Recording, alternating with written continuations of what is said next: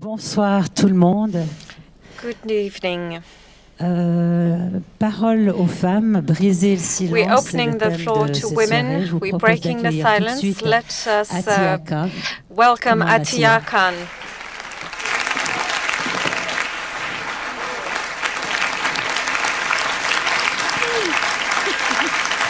Congratulations, Attiya. Thank you. Shall we sit down? Sure.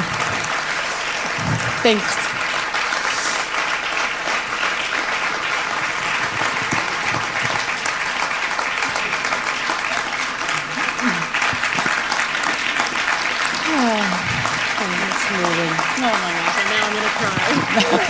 It's okay. La soirée se passera en anglais et en français. So we'll be talking English and French tonight. You can have headsets to hear the translation. Attiya understands a bit of French, and you will also be able to ask her questions later on. Attiya has been arriving from Sweden, where the film has been shown. She's touring Europe. Does this process of seeing this movie help healing every time, or is it difficult for you to go back to it? It's difficult. The process of making the film was very therapeutic, and but what I didn't think about when I was making the film, because I just wanted to get it done, is I never thought about what it would mean to actually show it to an audience full of people. And it's been a lot harder than I thought. I've been traveling with the film for about almost 10 months now. And every, I sort of, in the film, for me, I get a sense of closure and healing that happens. But when I watch the film over and over and talk about it over and over, which obviously I am excited to do because this is my passion, but it's been very difficult, and it's been a roller coaster, and I've gone through a pretty deep depression recently. After the movie? After the movie. During the movie I was okay, and it's been in the last few months that it's been quite difficult for me. But words do heal? They do. They do? They do. They can. We'll try to pronounce them and also greet the words that some people may want to offer you this evening. But I'd like to introduce our other guests. Nos autres invités ce soir sont Coline de Senarclens. Our other guests tonight are Coline de Senarclens. Can you come up on the stage, Coline? Coline, militante féministe, she's a feminist, activist and journalist. She's working for the RTS radio and television. Passer mon micro, c'est bon. Voilà, j'aimerais également inviter Marai Larasi. I would also like to invite Marai Larasi. Marai est directrice exécutive de Imkaan, executive director for Imkaan, an organization against violence committed against women, minority women. Larasi, just sit down. Et enfin, Coline de Haas, féministe française. And Coline de Haas, who is also a French feminist. They all came this afternoon to be with us tonight. Marai, a couple of words of just the movie, seeing it again. It's the second time you see it. Yeah. So. And hold your mic. Right. Yeah. So, just to acknowledge you, Attiya. I think there's something about women being able to choose their own pathways of healing, yeah. And you chose one that you shared with us, and it's so powerful and so amazing. So thank you, first of all. Thank you as a survivor, and thank you as a filmmaker, because that's your work as well, right? And also, as I said to you earlier, the film is important in so many ways. One, because it's your story, but two, because we don't see narratives around women of color experiencing violence from white men. And some of us happen to be in relationships with white people, right? And all the narratives around the violence that we experience really focus on our communities and on the violent men in our communities. And so what you've done is you've given voice to a whole space where there is no kind of acknowledgement. And that's really important. So huge gratitude from us. Thank you. Thank you, Marai. Coline? C'est un film, je pense, This film qui dérange autant qu'il is just as disturbing as it is moving. I feel moved and disturbed at the same time, because it's dealing with a very difficult subject, and I think you dealt with it with enormous talent, and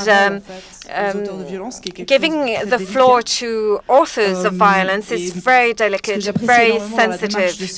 What I really like about the approach taken is that you talk about choice, responsibility. Quand j'ai entendu parler du film, j'avais des When I heard about the film, I was a bit anxious. I didn't know exactly whether we would have too much empathy for him.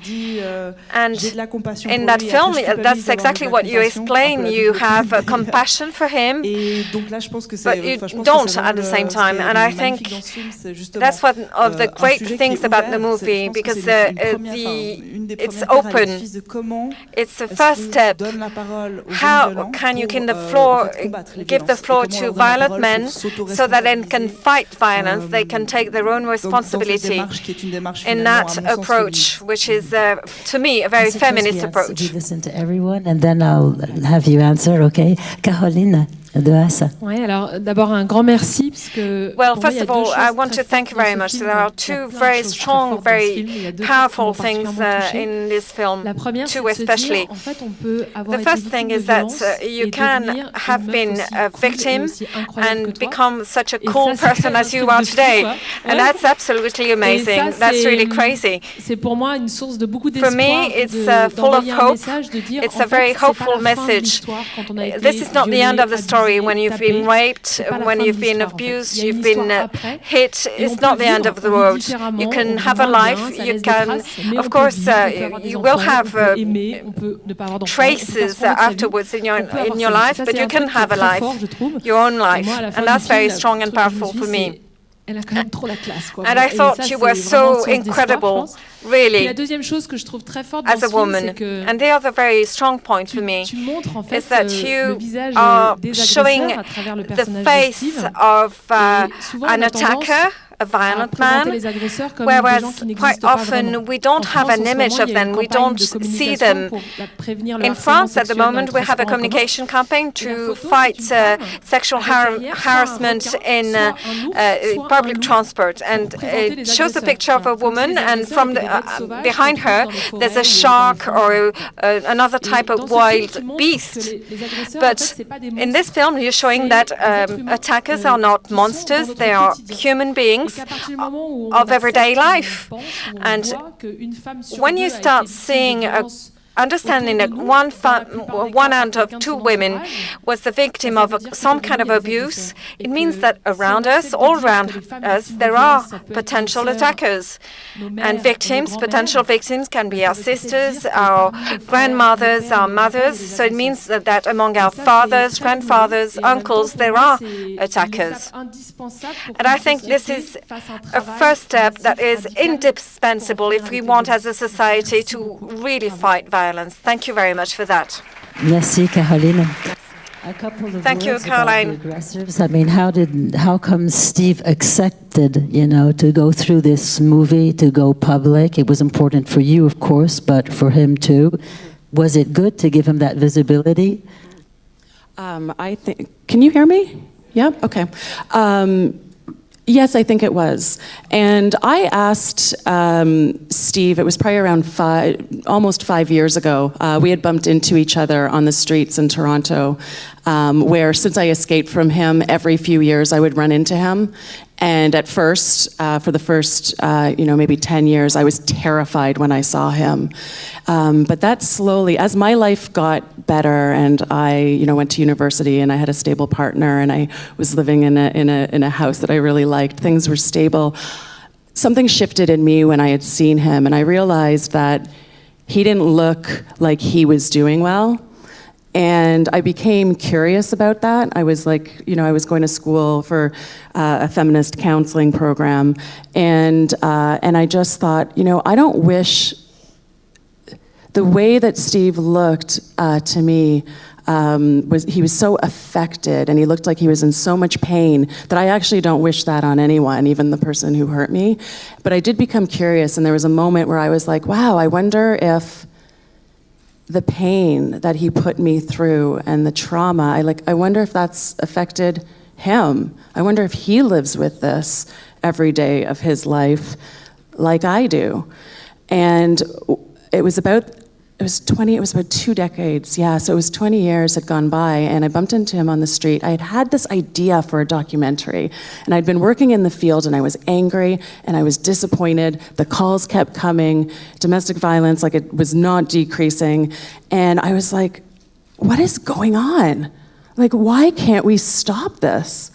And because I had seen Steve not long before that thought, it made me think of him, and I thought, what is going on with him? What is going on with so many men who are choosing to use violence? And when I had that thought, I actually went online and I thought, well, is there even help available? Right? I know all the help that's available for me and for other survivors. Is there help that exists for people who use violence? So I looked it up, and immediately a few places in Canada popped up, a few organizations, a few programs, and I was shocked. And I actually felt angry because I thought, I've been educated in this field and I've been working in the field, and I never, ever knew what was going on with the people who are harming. And when I saw, so I felt angry, and then I felt hope for the first time. And I was like, oh, wow. I read some of their mandates and the type of work that they were doing, and the big thing is that they work with people who use violence, and that it's possible that through therapy, people who use violence can learn how to be in really healthy, caring relationships. Doesn't happen overnight, but it can happen. And that gave me this incredible sense of hope. And I thought, I'd like to talk to Steve. Why the title, A Better Man? A Better Man? It's a title that not everyone loves, to be quite honest. But it actually came from Steve. So I had met with him after we had shot once, and we met about a month afterwards. We usually would check in and have a tea and just see how we were doing, because the conversations that we had were very intense. And so we met, and we were about to leave, and he said, Tia, I'm so sorry, and I really wish I could have been a better man. And I remember hearing that. And what I like about it is it's not saying a great man. It's not a good man. It's better. And it's something that I feel like we all need to be, all of us, not just Steve and not just people who use violence. What I liked is that, we're all capable of harming each other, and we all, if we're not abusive, we can still be very hurtful to the people that we care for, and we should all be striving to be better people. Yeah. Thank you, Attiya. J'aimerais qu'on vienne justement à cette position de Let's come back on the position of the aggressor. Why not resort to justice? Who would like to answer? Caroline. Oui, peut-être que pour que la... Là, c'est large comme question. This is a very wide question you're putting. Well, I think Attiya chose the healing process through talking, but it is not always possible to go back and talk to your aggressor. And on the other hand, you could also prefer to resort to justice, or would maybe want revenge. Well, first of all, justice is not about revenge. Justice is about society telling us that this is not allowed. So let's find some kind of way of repairing.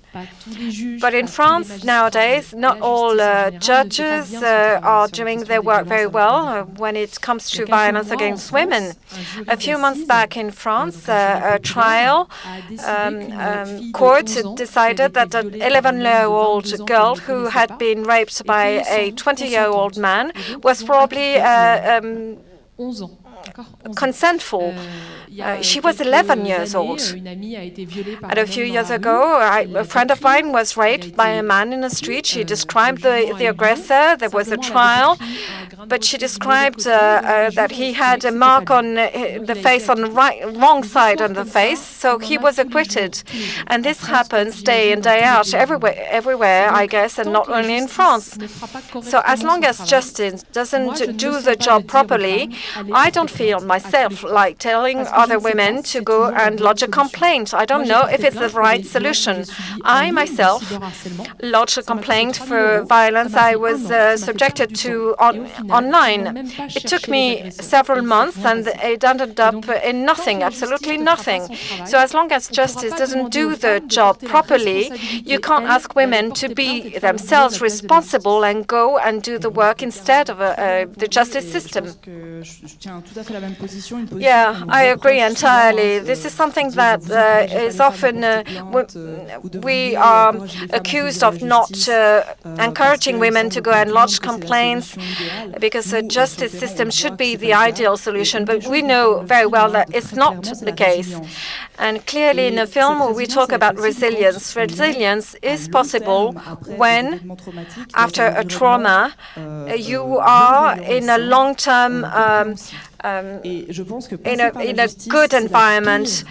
Going through the justice system is, in fact, probably the worst experience you can go through. You're going to deal with judges, with lawyers. Only recently, I was told about the young girl who had a complaint against an aggressor, and she had to face him alone. So it's such a stressful situation. Sending someone through this process is terrible. I think there is something around the importance of criminal justice processes, but criminal justice processes are not designed around us. Criminal justice processes are by their very nature adversarial. They're not necessarily the things that women choose. And for me, the thing that's always going to be the priority is what makes her feel safe. What's the thing that will have her feel supported? What's the thing that she's saying that she needs? We generally in society think that that's going to be a criminal justice pathway, but does it deliver justice? Whose justice is it delivering?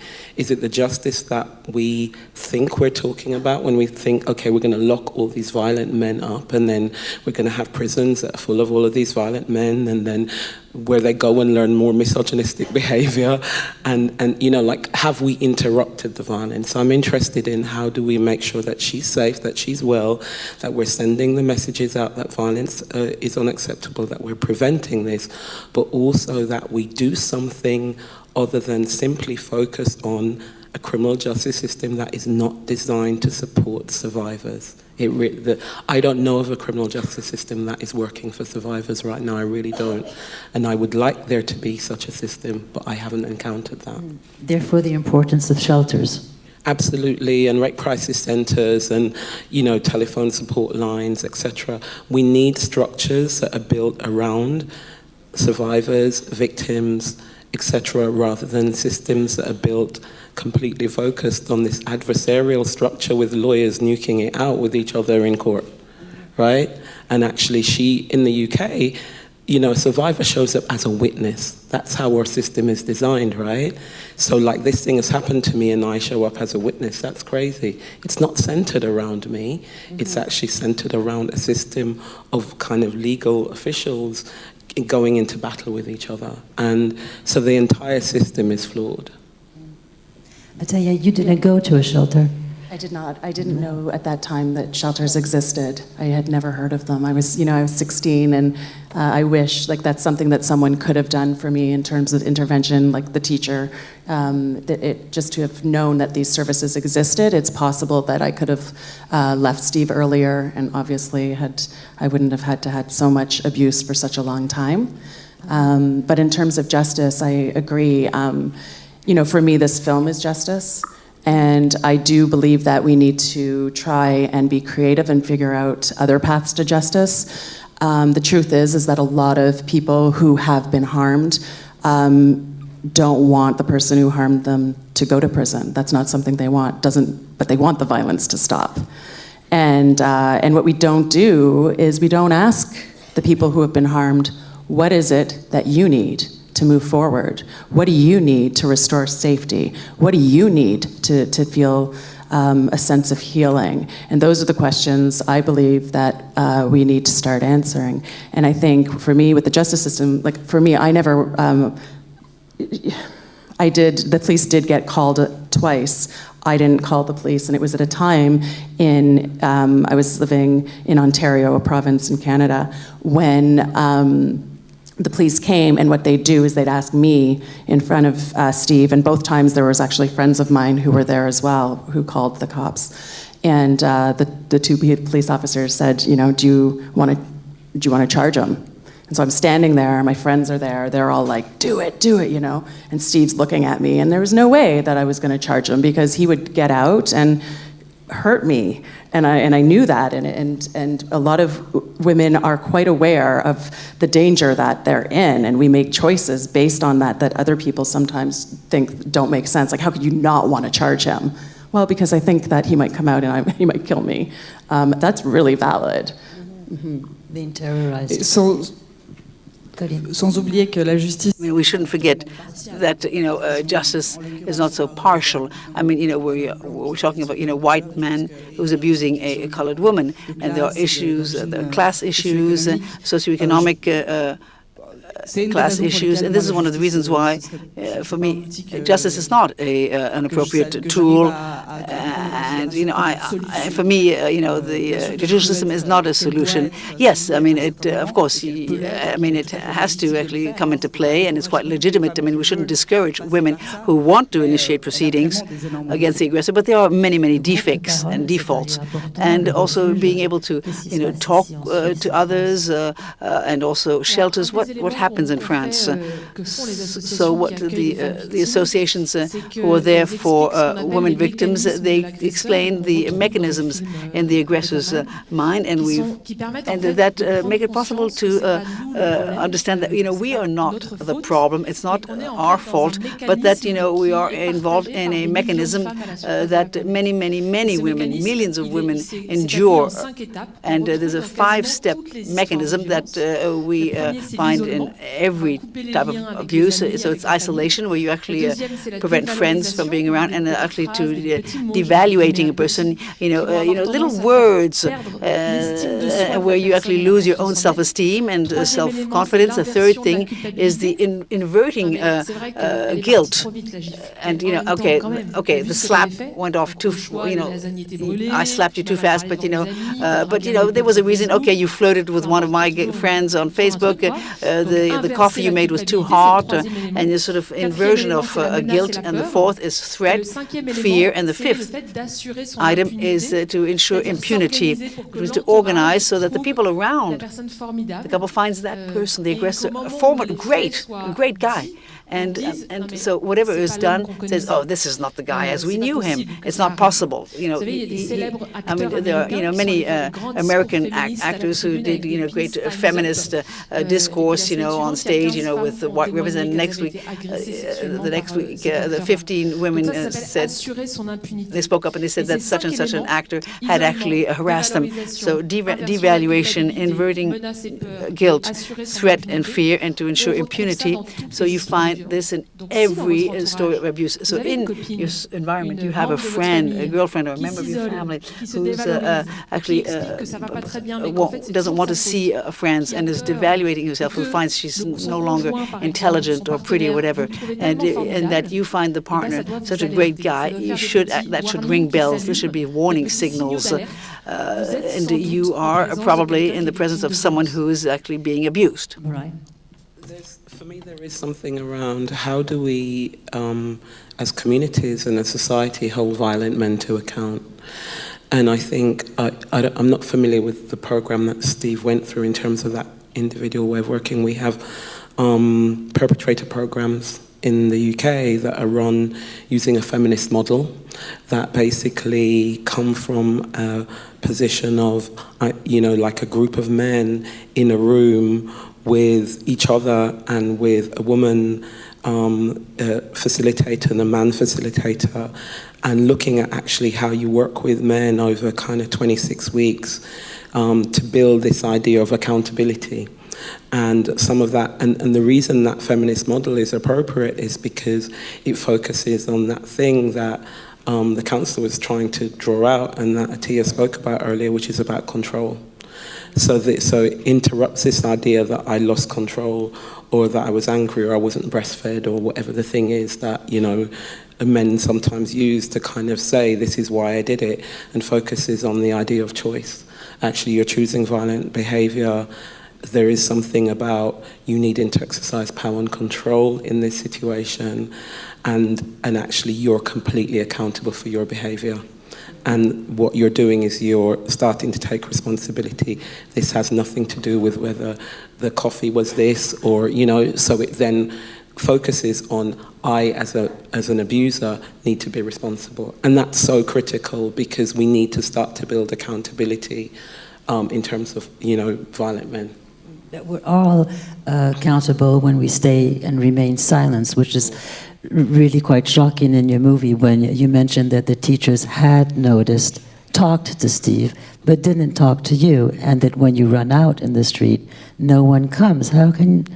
It's difficult to explain or to understand. It's very difficult, yeah. I have a lot of anger still towards the teachers that didn't do anything. Although I'm not, in one way, I'm also not surprised, because so many people don't have the tools, right? They don't know how to actually intervene, what that looks like. It's very scary. There's also so many of us that have experienced violence who many of us have not been able to deal or cope. And so the thought of having to help somebody else is just, it's too much. But in terms of the neighbors, and sometimes there were friends, there were strangers that actually witnessed some of the physical abuse. And it was, what happens when you don't intervene, for me, it made me feel like I deserved it. Because people would see it and not do anything, and it just reinforced this idea that I deserved it and that this is what happens in relationships. And it also made me feel even more alone. And I think what's scary, you know, it is scary to intervene, especially if there's violence that's happening right in front of you. But you can intervene before an incident and after an incident. And a lot of people think that it has to be like this huge heroic act. And it doesn't. It's actually a whole bunch of small things that you do that over time gives confidence to someone who is experiencing violence to know that they don't deserve it.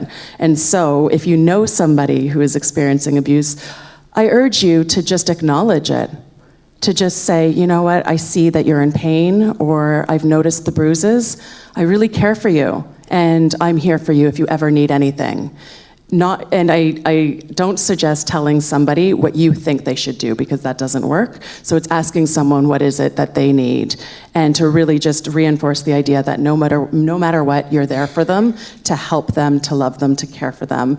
You can also research local organizations for them, so that you can say, do you know that this exists in your, you know, in your community? That's huge. If they don't have money, you can offer to pay for things like legal help, or their rent, or therapy, or childcare while they go to access resources. And the same goes for people who use violence. People who use violence, who are committed to ending their violence, need love and support as well, and they need resources.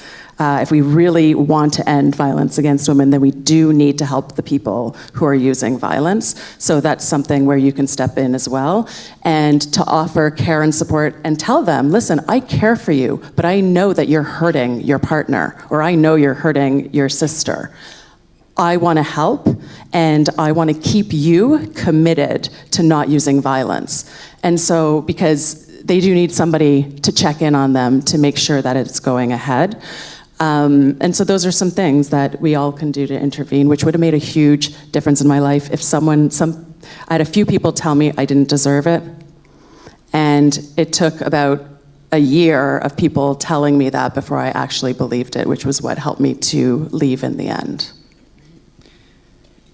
Coline? Il y a une chose qui est importante, je pense, à dire. There's something important Autour de ce film en that needs to be particulier, said around this film. Ce que ce film a de bien, c'est que So what's good in this film, it shows us, an individual story where we can feel empathy for the different characters, and we ask, who is Steve? Why did he do this? Why did he act this way? These are very individual questions, whereas, as you said so well, this is collective abuse. And why I'm saying this is the comment you made as regards, the lecturer who didn't have the tools to help you. So we are living in a society that has a concern. This is a social disease, people who actually rape or who abuse, are sick people. They're not sick.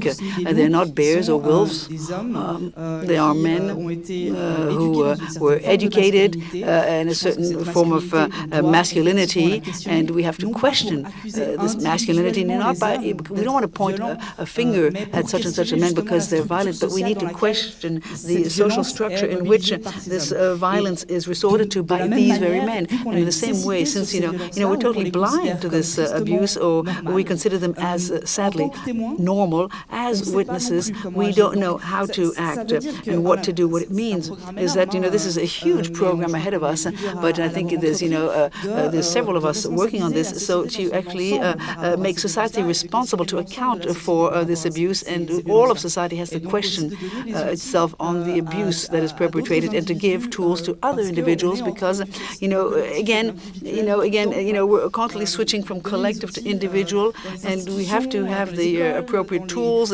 in the different associations, the legal system, judicial system, schools that needs to improve, and we're not just going to forget about the judicial system. We have to do everything that's possible to improve it, and let's not forget about the institutions. I'm very happy to learn that in the Great Britain, institutions have a very feminist outlook. I am not convinced of the way things are done here. I think there's a lot of work ahead of us to avoid ending up in a situation where you sort of tend to smoothen out violence, that the aggressor and the aggressed are in a sort of dynamic and a sort of spiral, and these are typical couple problems. No, I think there is a whole people can become control freaks.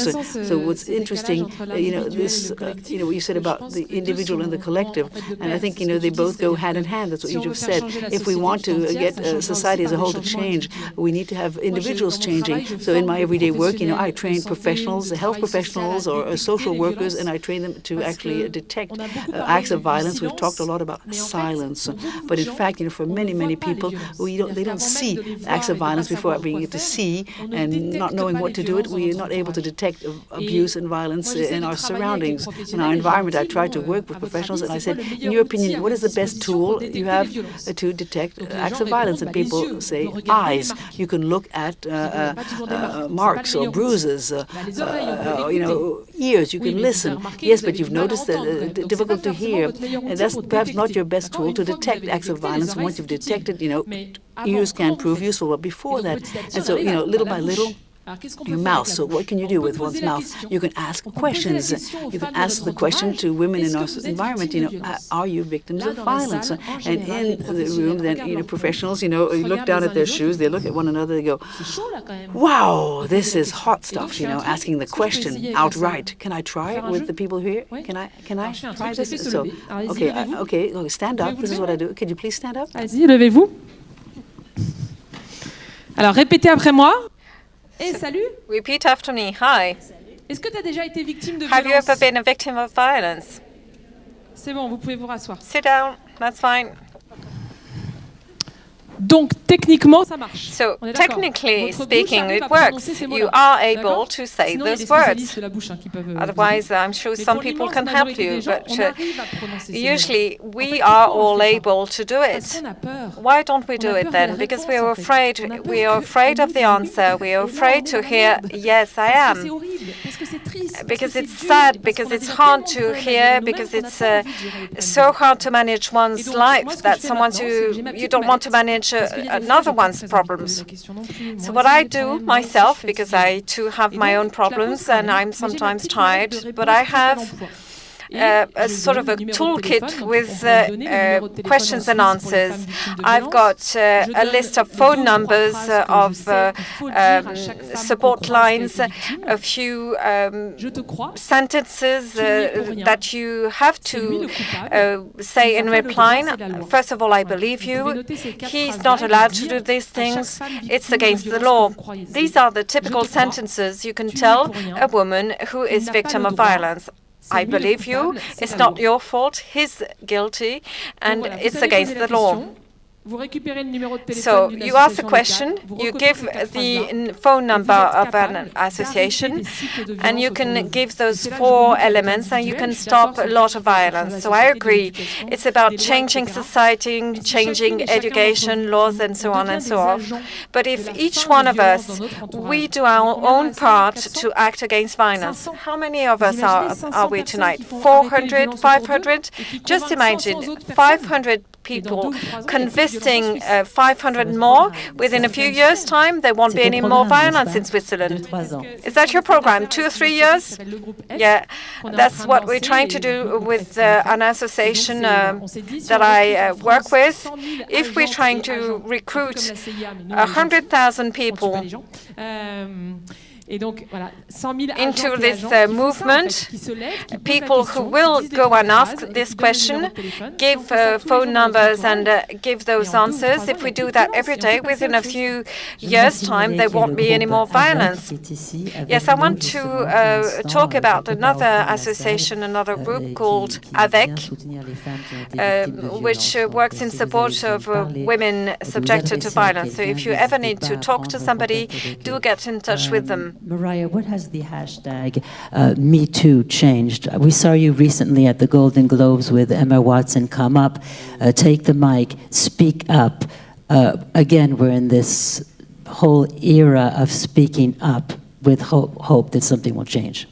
So it's a very complicated thing. I want to go back to something that Attiya said, which is the thing about believing women and all those people around who didn't do anything. And I think there's something around which voices we hear, who we see, and whether we believe particular groups of women. And so one of the things that I know sometimes, you know, there's an organization at home that sometimes does theatre workshops where they focus on if a woman has been drinking, so if a woman appears to be drunk and in the street and she's been assaulted, will we intervene? And we very often, we don't intervene because there's a way sometimes that she's, you know, it's almost like she deserves this, right? Or if it happens to be a woman of color, then we also don't intervene. So there's something around sometimes the value that we place on some lives versus the value that we place on other lives in terms of how we intervene. And I need to say that because I can't ignore the fact that actually there are probably some people that turned away from you because of who you are and who Steve was and who Steve is. And I think that that's really important, and that connects to the hashtag #MeToo. So Tarana Burke is a black woman, she's a woman of color. She started the #MeToo work in New York 10 years ago. And what's happened is a group of women in Hollywood then started saying #MeToo. And what we've seen is this amazing amplification, which says a couple of things about our society. One is that we're really messed up and we need it to be celebrities that speak out before we can actually hear, right? That's a problem. But that's the world that we live in. So given the world that we live in, it's really important that we have that amplification. So having people like Emma Watson and other women in Hollywood speak out has been critical because it creates a space of solidarity between activists and between women in the entertainment industry. And basically what we're saying is that your privilege doesn't inoculate you from violence. Like, those are women who we see as some of the most powerful women in the world. Those are women that are resourced. Those are women that have access, and they weren't protected. So what does that mean for every woman on this planet? It means that actually anywhere that you live and anywhere that you work, you can still be targeted by men in terms of everything from harassment to rape to domestic violence. That's important for us to understand. I think we're in a particular moment in time. This is not a new movement. We've been doing this for years, and we're going to keep doing it. But we are at a moment in time where we're seeing this unique solidarity that I think we need to make sure that we harness to have those really difficult conversations. That's the importance of this particular moment. I'd like to mention that with your movie, A Better Man, there's a site, there's a blog, and on that blog, you do give tools for people to take action. Absolutely. If you go to our website, abettermanfilm.com, we have created, our team has created some materials, some discussion kits. So if you leave here today and you feel like you still need to unpack this more, either by yourself or with a group of people, you can access this discussion kit on our website. We also have a specific discussion kit for men who see this film together so that they can unpack the film.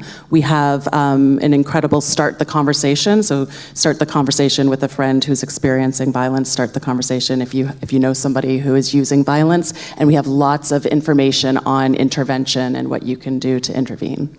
Thank you. Thank you. Un mot avant qu'on passe. Another word before we give the floor to people in the audience. Coline de Haas, people often describe you as a new feminist. What does it mean today, being a new feminist? Vous savez, il y a un an ou deux, il y a une journaliste qui A couple of years ago, I was called by a journalist.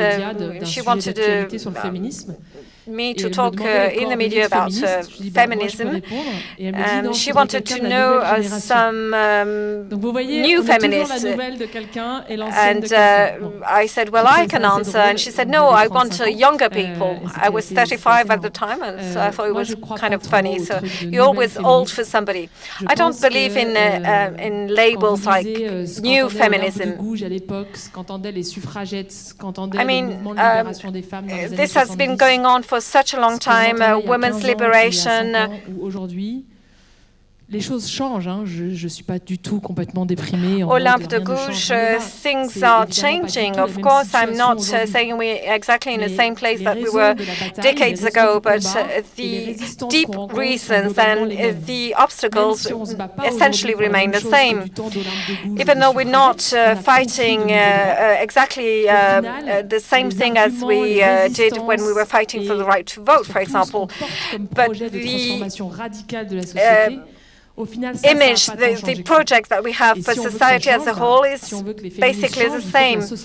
If we want feminism to change, we need a change in society. Once we get true equality in society, well, there won't be any more feminists. I think this is not really exactly for tomorrow.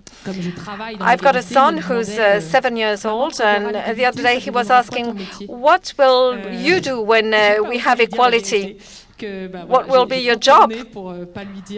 I just evaded the question, not to tell him that I don't think there will be equality tomorrow, really. I'd like to give the floor to the audience. If you raise your hand, we can hand you a mic. And then you can ask a question to Coline, to Attiya, to Maria. Voilà, je vois des mains qui se lèvent, juste là. Dans la rangée du milieu.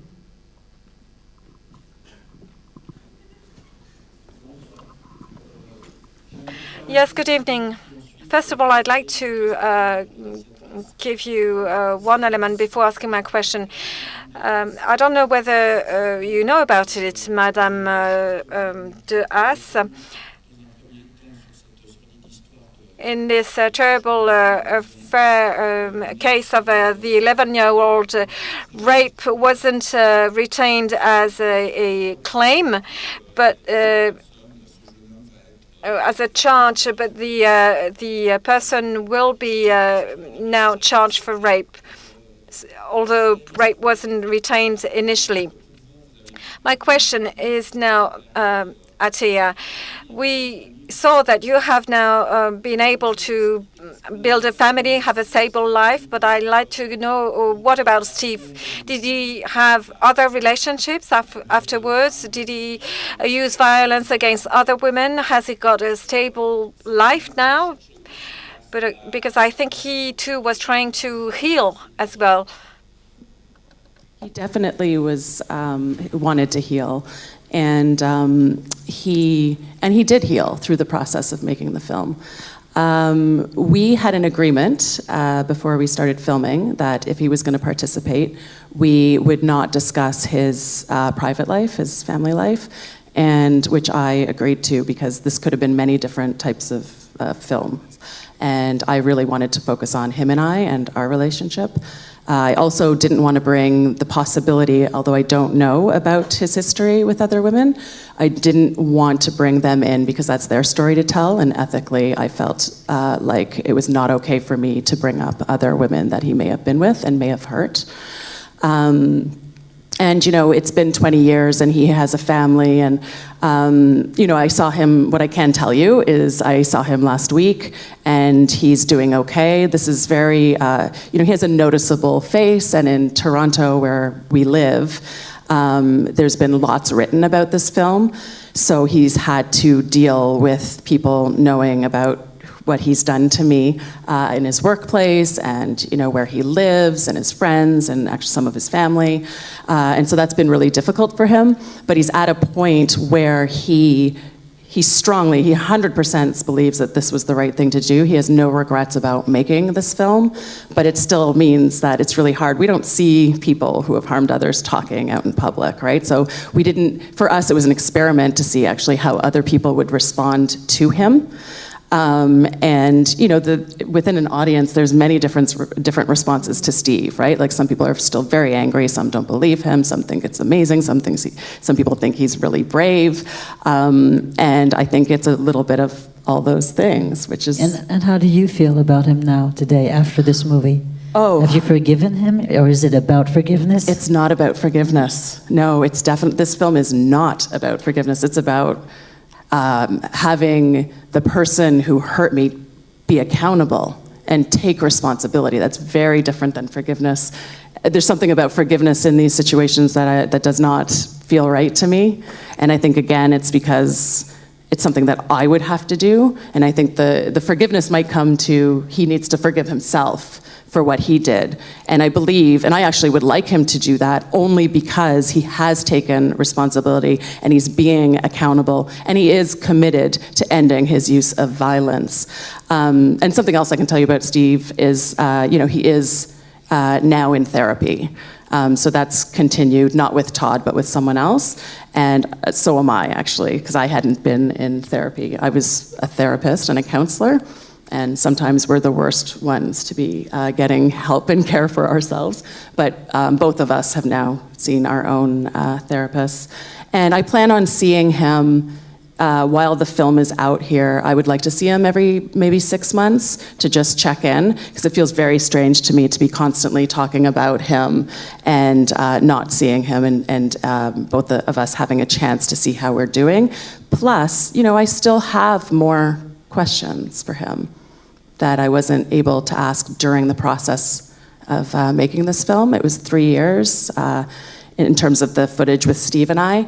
And something that I regret that's not in the film is a timeline. Steve and I only met with Todd Augusta Scott, the facilitator, 3 times in 2.5 years. So this is really the beginning of a process. Because I'm not with Steve anymore, and it's very different. I ended it here because it was sufficient for me. It was enough. I was like, I got way more, like I said, I got more than I expected. I never thought that I would heal through this process. That's a surprise to me. I wanted to sit down with him. I wanted to ask him some questions, and I thought it could be used as a tool for educational purposes, but I didn't know what that would look like. So for me to go through the process and slowly start to heal, and what I mean by heal, it's very significant. I was having nightmares for decades, terrifying nightmares of Steve or someone else attacking me, coming after me. By the time I sat down with him the second time, the nightmares stopped. I have not had one since. It's been almost 3 years. Yeah, my panic attacks have decreased hugely. So in a situation like this, I would be having major panic attacks, and I'm not. And I get them once in a while, but that's decreased. So, you know, I have a chronic insomnia, but what I can say is now when I'm sleeping, my sleep's are deeper. I don't walk out the door and I'm not afraid. I used to walk outside and I was on guard and I constantly thought that someone was going to hurt me.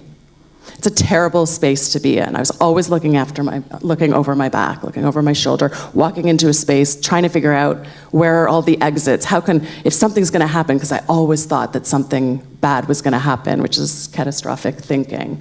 So all those things have either decreased or disappeared. And I'm just shocked, because I would never have guessed that for me, I'm healing because I'm talking to the person who hurt me.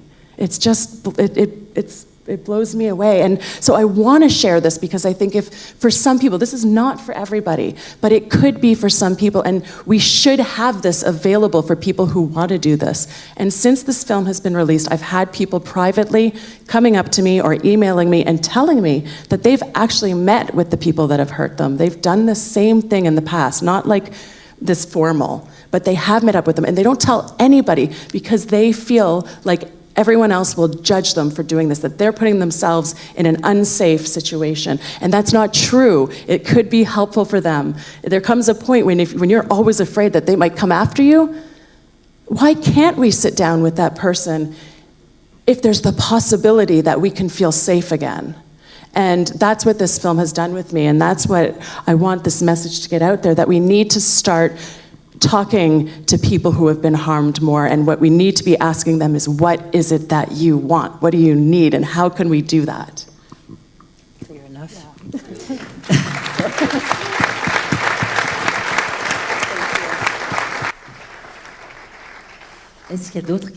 Are there any other questions? Anybody else who would like to actually ask a question? Yes, we have someone in the front rows here.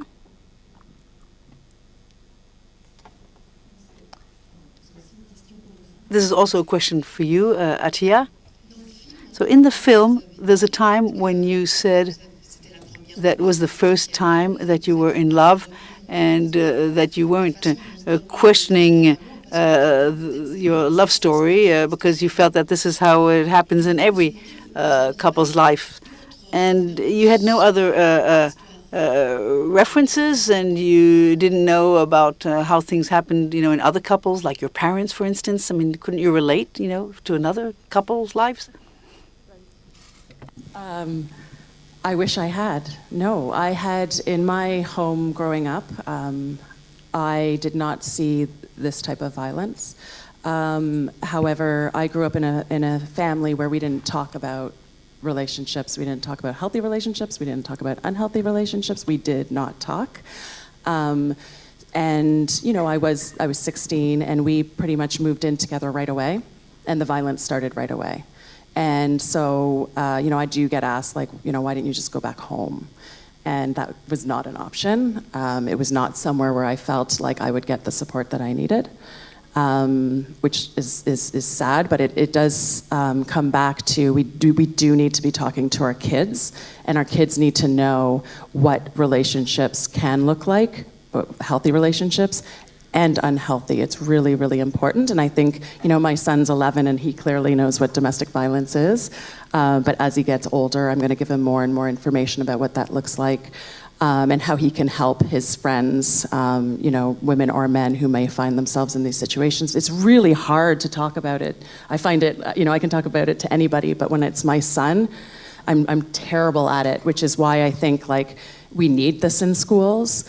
Something that I'm really excited about is the film is going to be used in our province of Ontario. Right now, it's being tested with 8 educators and social workers in schools, and we have a guide that goes along with it, and they're testing it right now. And so some students are seeing it, and we're going to revise it based on the feedback from the teenagers, and then it'll be offered next year as an option for teachers to use to teach teenagers about teen dating violence and domestic violence. So that's exciting. But that's happening in grade 12, and I do believe that we should be having these conversations with our children much younger.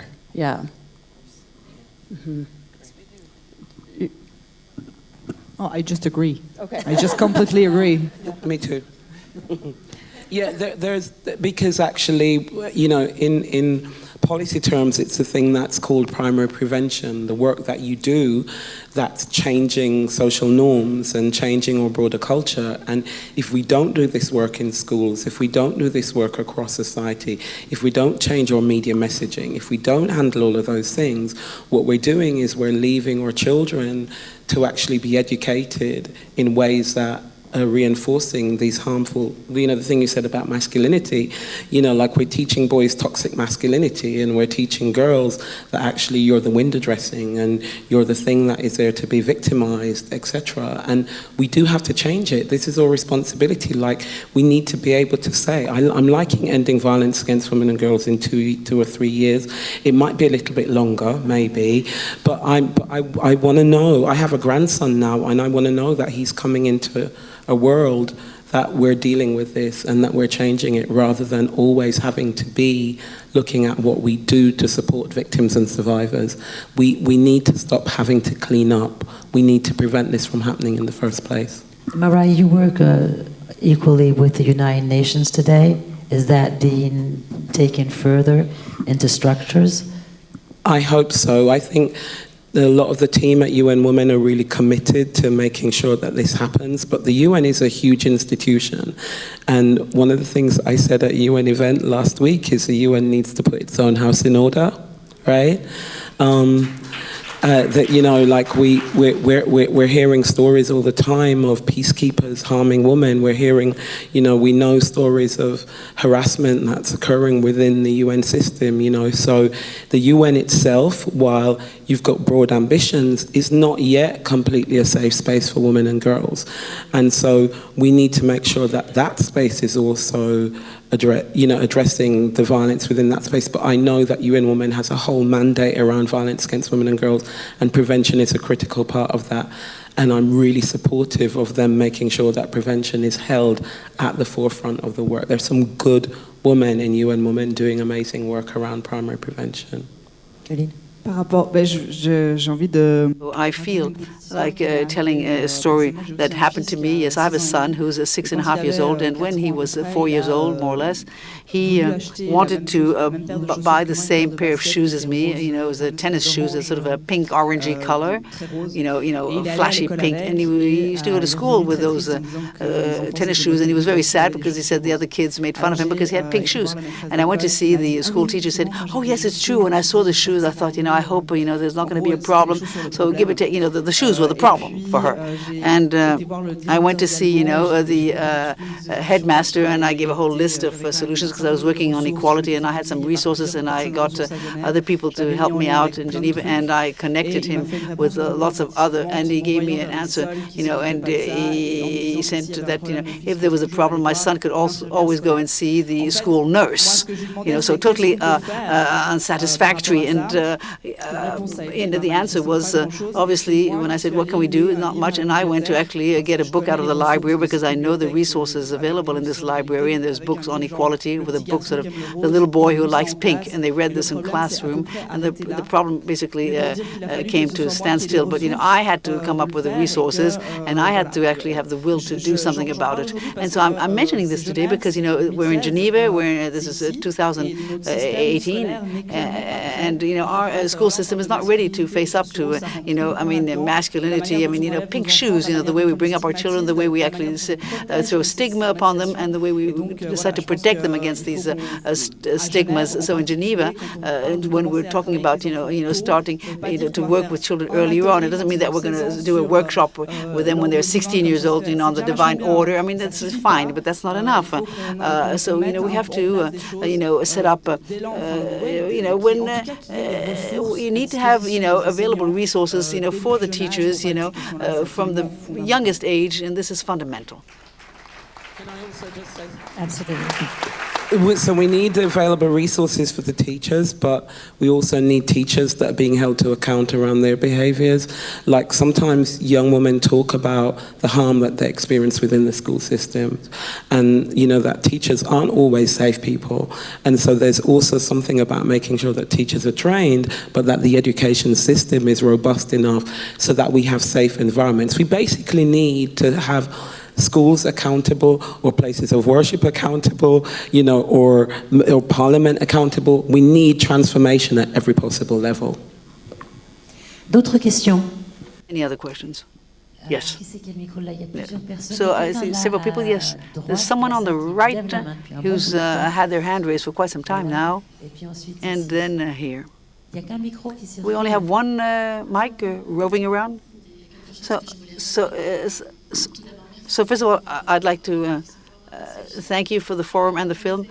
So in this room, about half of the women who are here who've actually been victims of abuse, and I wish that each and every one of them has the courage to talk about what happened to them, and the others who haven't been victims of abuse to ask the question, if you know someone who has been victims of abuse, and amongst aggressors, you have women who are mothers, sisters, daughters. And this is something we tend to forget, and this seems to be fundamental. Thank you.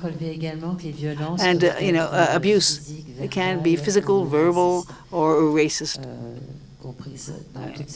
And all the different forms of violence. I see several hands raised. Yes, right in the middle there. People have been waiting to get the mic.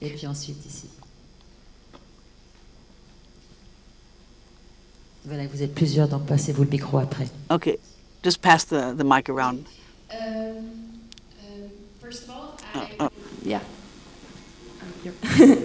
I would like to thank you, and I think you have so much courage to stand up and to make such a movie, and it's a wonderful thing to do that for us women, any women. It doesn't need to be a woman that has been abused sexually and how you have gone through it, but I think it's just a wonderful step. And I think I have so much admiration for you to have so much positive energy coming from such a traumatizing event. And first of all, I would like to thank you for doing such an amazing thing. Then I would just like to talk about a few topics that have marked me in the movie. First of all, the fact that the teachers didn't help you, which I find just scandalous. The fact that for so long you felt like you didn't have a voice, that you had to fight for your right to be seen as a victim or as a survivor, and it just shows the gap between men and women in our society and the constant inequalities that we as young women face. And it doesn't have to be that we are sexually harassed or violated or anything, but it's really the fact that we as women always have to fight for a right to stand up. We have to say no. I mean, so many times we are asked 10 times the same question. Yeah, don't you want to have something with me? Don't you want to have sex with me? And you have to say 10 times, as if one time it's not enough. And I think that that's just something really important to take out from that movie, is that even though it happens on a different scale, this affects most women, and that's an important thing also for men to finally acknowledge that, we always have to fight for that, and it's just difficult for people who aren't women to actually understand that. So, well, thank you so much for making such a beautiful movie and to fight for women's rights. So, yeah.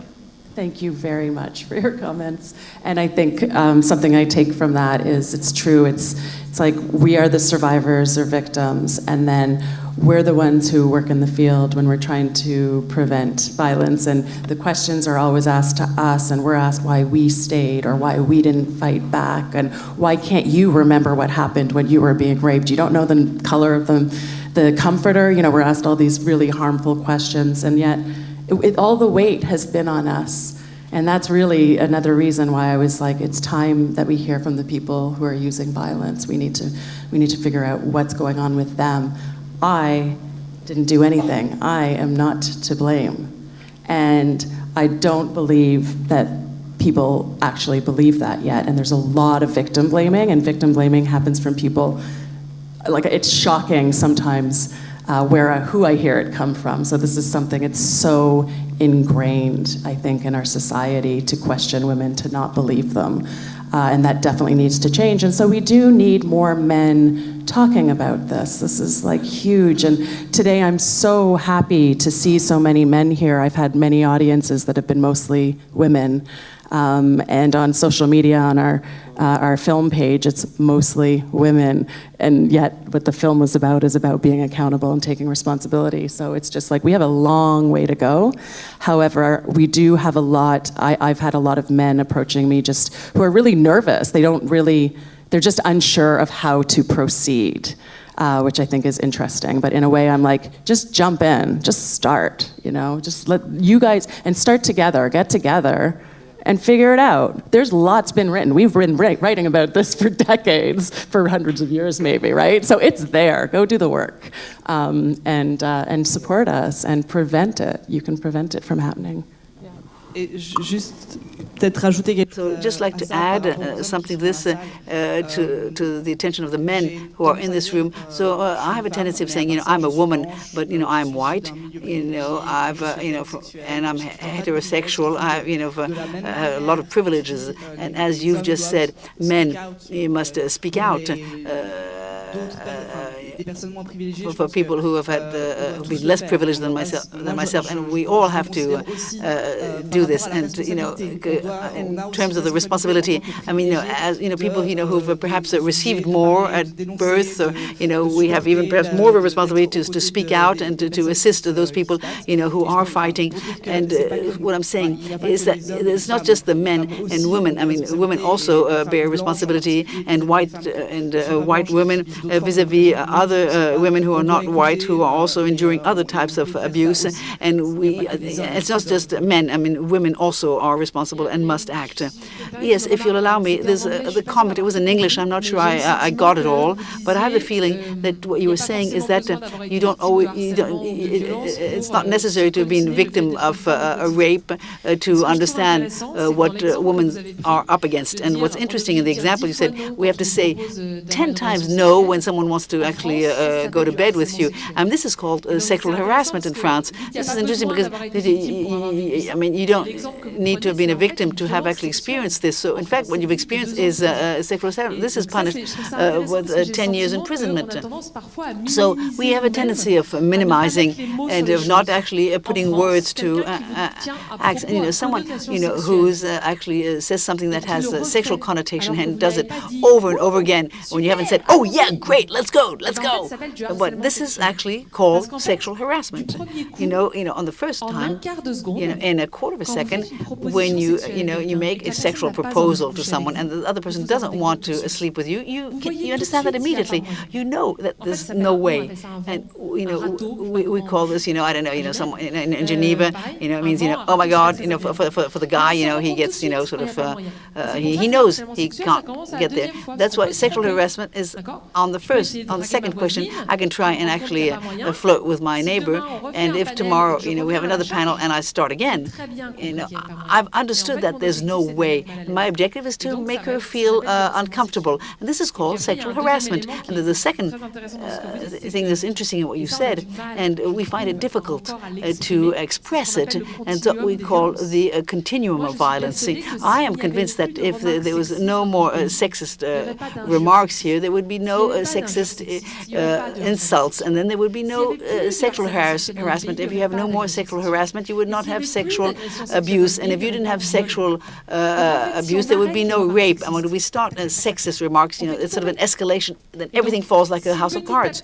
And so it doesn't mean that rape equals a sexual comment, but there's sort of continuum and escalation from bottom to top, and this is all in fact sexually related violence. There's another question in the room, and then over there. Yes, it was it. Thank you. My question is for Coline and Caroline, on the topic of how we can improve the judicial system and improving public life. You were very clear about what you said, Caroline. You said we have to say, "I believe you," and that we need to say, you are not the guilty one when you're in front of a woman who's been a victim of sexual abuse. But in our society today, prove it. prove it.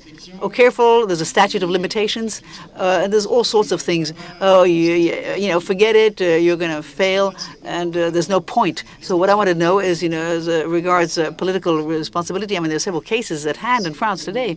What's your position when, you know, there's a limitation period, and you've gone beyond the limitation? You say, you know, okay, forget about it, you know, or you know, do you have another opinion? My other question is, you know, should the ministers resign when you know, there's rumors hovering around? And my third question is, you know, how do you feel about, or what do you think? Oh, I forgot the last question. Okay. Il y a beaucoup de questions dans votre question. Je voudrais juste réagir sur une expression que vous avez employée, qui est l'expression bruit qui court. Parce que pour moi, cette expression-là, comme l'expression la rumeur, en fait, c'est un des plus gros problèmes auxquels on doit faire face. C'est-à-dire qu'au lieu de considérer les témoignages des femmes comme des informations à traiter, on les considère comme des rumeurs et des bruits qui courent. Dans la quasi-totalité des cas, une femme qui raconte une violence qu'elle a subie, c'est une violence qui est réelle, qui a existé. Moi, j'appelle ça un témoignage. Et ce que je dis souvent aux personnes qui me disent « Ah, attention aux rumeurs, attention au risque de délation, attention... » Ça ne marche pas la traduction? Non, okay. Attention au risque de délation. Yes, when people tell me you should beware of rumors, but I tell those people, what would you do? Every day I get testimony from political leaders, from people who are very well known, who appear on TV. What would you do in my shoes? Would you consider it like a rumor with no foundation at all? At what point are you going to stop considering the testimony from women who were victims like rumors?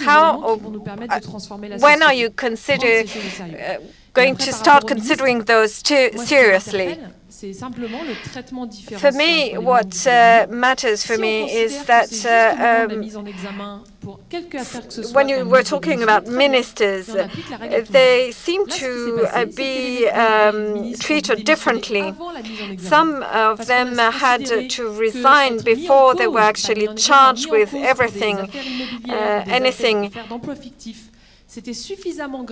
Some of them considered that it was serious enough and had to resign.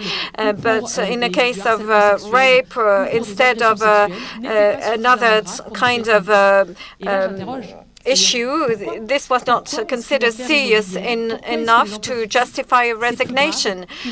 And that's my point. I wonder why is rape not considered as serious? Now, about the statute of limitations. De toute façon, moi, je suis assez persuadée que la justice. I am personally convinced that justice is in the hands of men, basically. I say it and I truly believe it. I'm not convinced by the justice system because the aim of the legal system is to establish the responsibility of the perpetrator. But we, as feminists, what matters for us is to recognize the status of victims.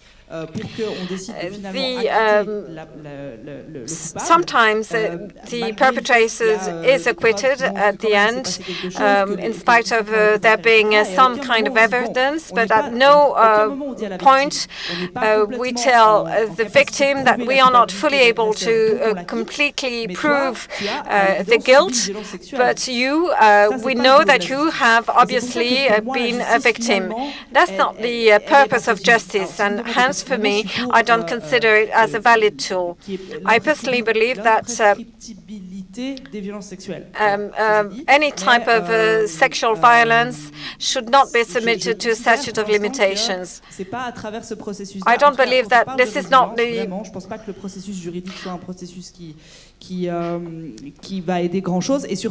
I don't believe justice is the solution in any case. And I'm very angry that to hear some people say that women should turn to justice. It's a very easy way to turn you to a solution where we just give up. Plus des potentielles délations qu'il y aurait que des cas avérés de violences sexuelles qui sévissent depuis des centaines de milliers d'années. Et du coup, ça veut dire qu'en gros, on fait basically, people pay more attention to potential victims from. Une question ici, voilà. Denouncement men who might be victims from denouncement by women. Attiya, thank you so much for your film. I lived in Toronto for many years. I'm a fellow Canadian, so it was very good to see your film here in Geneva. I am so interested to hear you talk about how this film is going to make its way into schools and into curriculum. I can see so much potential for that, with especially the senior high school level age group you're talking about, and the ways in which students like yourself, who are, for reasons that have to do with gender and race and class and so on, invisible in the struggles they're going through in schools. But I want to go back to your film for just one brief moment and say that there's also a scene in the film that I'm struggling to think through in relation to that idea of taking the film forward into discussion with young people. And it's the scene where you go to Sterling Road and to the apartment, and you say you want to go back under conditions of safety and revisit that site. And then you start to feel sick. And you have a physical reaction to the situation. And that, to me, that spoke very powerfully to me of the unsafety of the situation on some level, or at least the idea that a situation like that could be potentially re-traumatizing or even physically dangerous. Although that happened in your film under, structured conditions, and you've been clear about that. Yes. But I'm struggling with this idea that we've been talking about the film as a healing journey and so on, that because of sexism and structures of power, even within our healing journeys, there's the potential for more harm. Absolutely. And so I wonder how to get at that nuance in the ways in which the healing journey is talked about and understood, especially with young people. Yes. I can imagine one reading would be, let's all go talk to our exes. And so yes, no, you definitely said that's not for everyone, but I think more is needed. Yeah, and in our discussion guides, we definitely go through that, and that will, when we are, when this is presented to high school students, it's actually not just like, here's the film, and that's it. It's actually, there's like a week-long curriculum that goes with it, and there's about 3 days of work before they even see the film, and then the film scene, and then there's 2 days afterwards to kind of unpack it all. But in terms of me, when I almost threw up in front of the house, that was a definite strong reaction. It happened quickly, and as soon as it was, the one thing is, like, during that whole time, it wasn't that I didn't feel safe. It was it was just so emotionally beyond what I've ever felt. Like, I describe it like if you're watching a cartoon character and they just explode, like, that's what it felt like was gonna happen to me.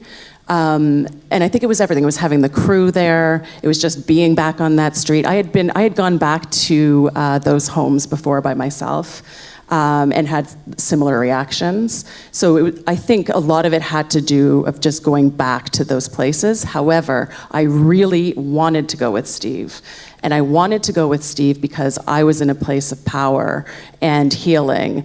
And I wanted to, and this is in the film a little bit, but I really I knew that there'd be power in replacing the memories of violence with him being beside me and me being safe. And I did feel safe. And you can get triggered by anything, as we know, right? So and it's so different for so many people. And in that case, I actually did feel totally in control. It was just, it's almost like intellectually, I was like up here in terms of how I was dealing with Steve, but my body was still down here, and it had to like catch up. And that's how I see that. So I actually, even when it was happening, it didn't feel traumatic to me, which might be hard to understand. It felt like a release in a good way. Yeah, but definitely I see what and I tried in the film to make it as clear as possible that this is my journey, this is my story, I chose to do it, I invited him into this conversation, and that other people, I'm not saying to everyone that they should do this. I was really hoping to make that clear, but we do reinforce that when we're working with teenagers. Yeah, and thank you. Thanks for your concern, it's very valid. Une dernière question. One very last question. I saw somebody over there. Je sais pas où est le micro. Là. First of all, I really want to thank you for this evening and this discussion, and congratulations, you are being very brave.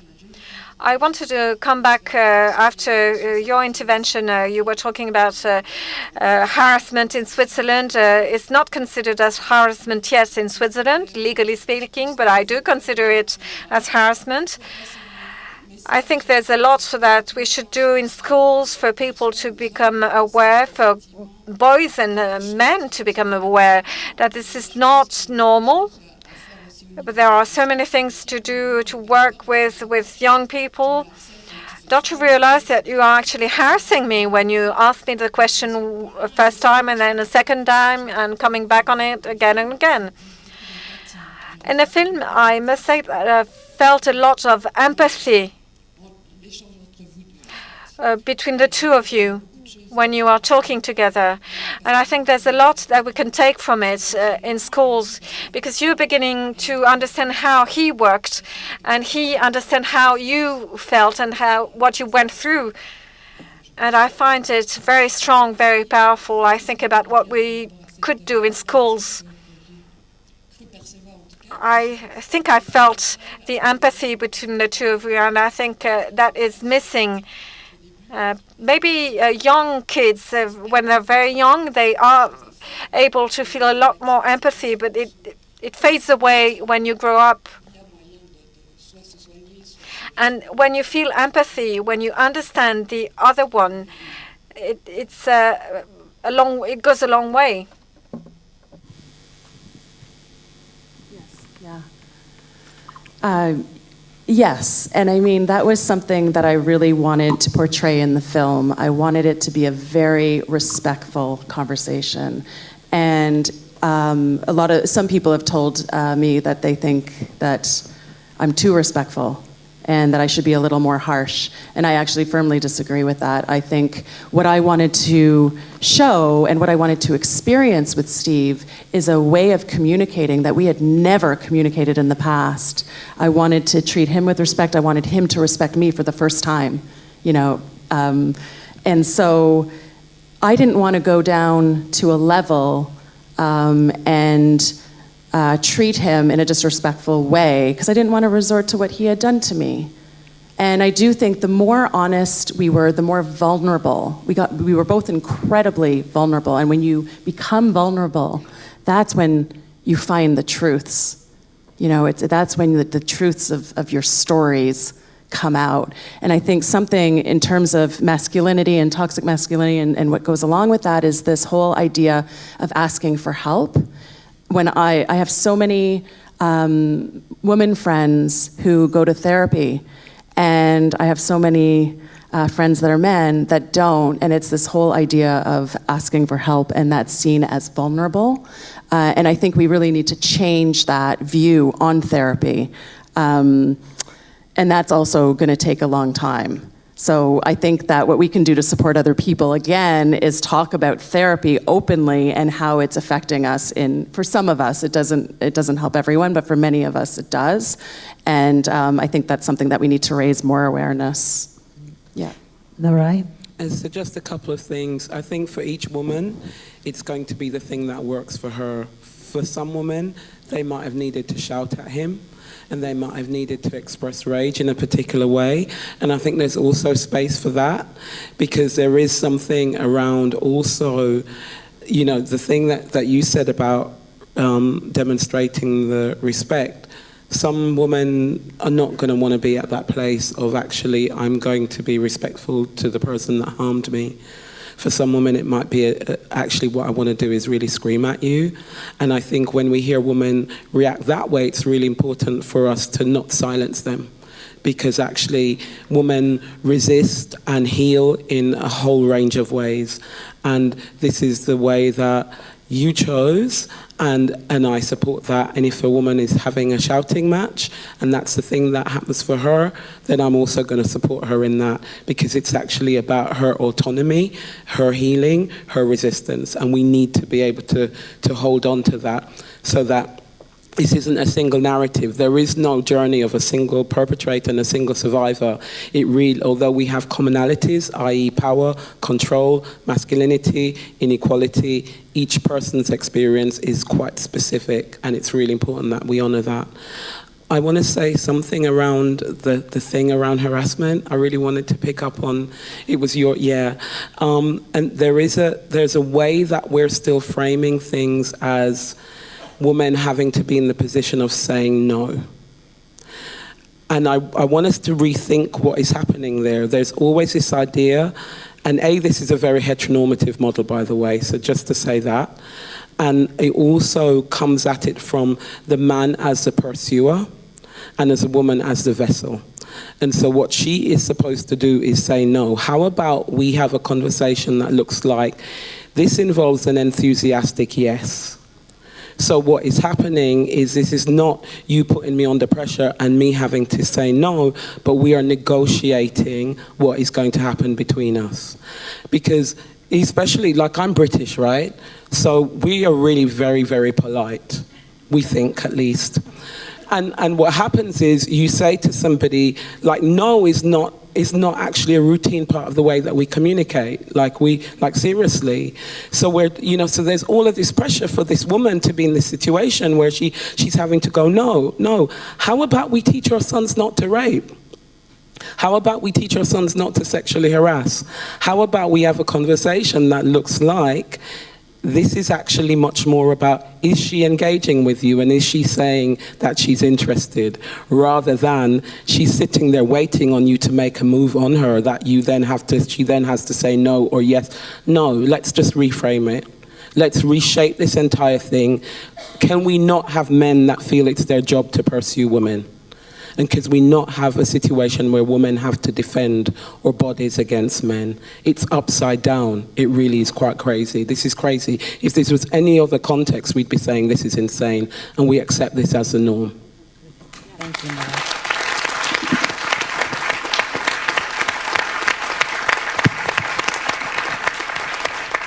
Très joli mot de fin. Est-ce que quelqu'un aimerait compléter? Caroline. Peut-être, ce qu'on a quand même pas mal parlé des politiques publiques, il y a eu plusieurs interpellations sur qu'est-ce qu'on pourrait faire. On a beaucoup parlé de l'école. C'est pas le seul levier. Et moi, je trouve intéressant de s'inspirer d'autres politiques publiques qui ont marché. Et en France, on en a une qui a bien marché, c'est celle sur la sécurité routière. C'est pas gagné, il y a encore trop de morts sur les routes. For example, in France, we've had a very interesting campaign on road safety. We've been able to reduce the number of deaths on the roads, so it works.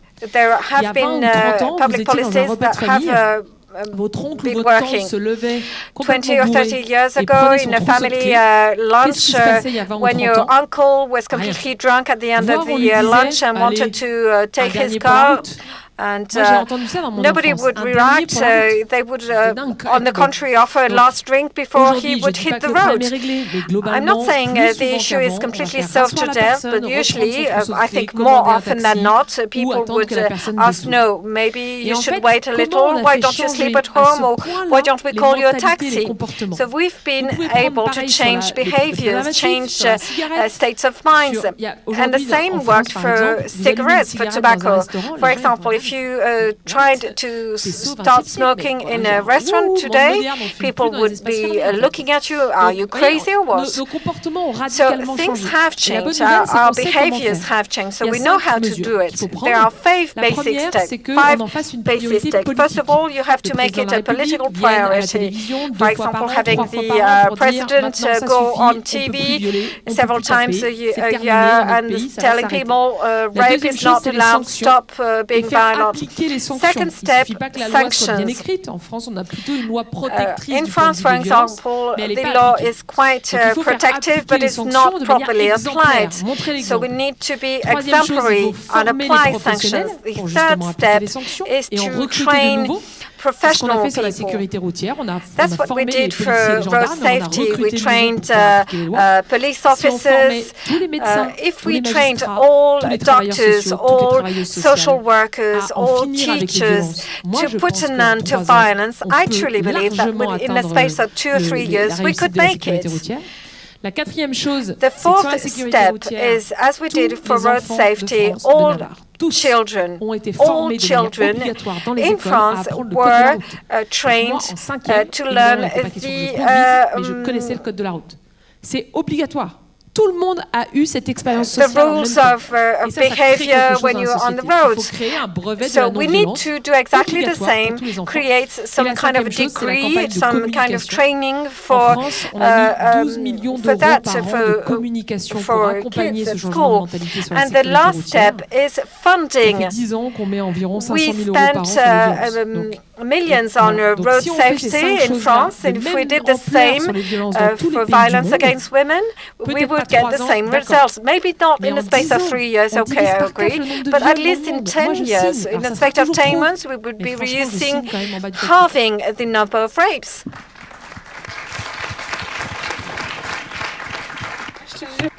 Last words, Attiya, before we conclude this evening, besides the fact that really we're so grateful you were here with this movie Thank and you. for your openness and honesty, really. Thank you. Thank you for having me. And I'd like to thank you all for being here. And I think to the festival and the festival organizers, you know, it means the world to me because you chose this film. You didn't have to choose it.